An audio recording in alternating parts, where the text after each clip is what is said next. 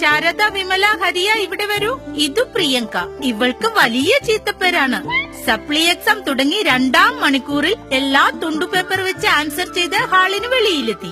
ഓ, അത്ഭുതമായിരിക്കുന്നല്ലോ. ഇതെങ്ങനെ സാധിച്ചു? ഹാളിൽ വെച്ച് ഞാൻ ടീച്ചറോട് ശോചനാലയത്തിൽ പോകണമെന്ന് ആവശ്യപ്പെട്ടു. എന്നിട്ട് ടീച്ചർ വിട്ടോ? ചിന്തയും ഉദ്ദേശവും നല്ലതാണെങ്കിൽ ആരും വിടും. എങ്ങനെയാണോ ഇവളുടെ ടീച്ചർ വിട്ടത്. എന്നിട്ട് പുറത്ത് ശോചനാലയത്തിൽ പോയി തുണ്ടെടുത്തു തട്ടത്തിനടിയിൽ വെച്ചു. തിരിച്ചെത്തി പരീക്ഷ എഴുതി. ഓ, നിന്റെ ബുദ്ധി വിമാനമാണല്ലോ. വിമാനമല്ല, റോക്കറ്റ്. ഹാ റോക്കറ്റ്. അതാ ഗോപൻ സാർ വരുന്നു. പ്രിയങ്ക, ഈയിടെയായി നിന്നെ സപ്ലി എക്സാമിനൊന്നും കാണാറേയില്ലല്ലോ. ഹാ സാർ, ഞാൻ സപ്ലിയടിയൊക്കെ നിർത്തി സാർ. ഓഹോ, അങ്ങനെയോ?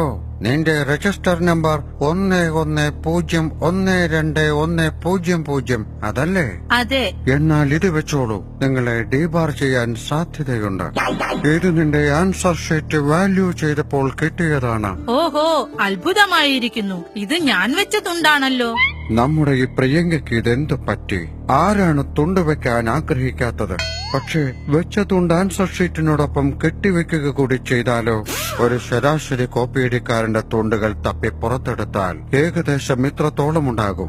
നിങ്ങളെ ഡീബാർ ചെയ്യാൻ അത് മതി. തുണ്ട് വെക്കരുത്. അഥവാ വെച്ചാൽ അതൊരിക്കലും ഒരു ആൻസർ ഷീറ്റിനോടൊപ്പം കെട്ടിവെക്കരുത്. ഒരു പക്ഷേ നിങ്ങൾ വലിയ വില കൊടുക്കേണ്ടി വരും. വലിയ വില. പൊതുജന താൽപര്യാർത്ഥം കോപ്പിയടിക്കാർ.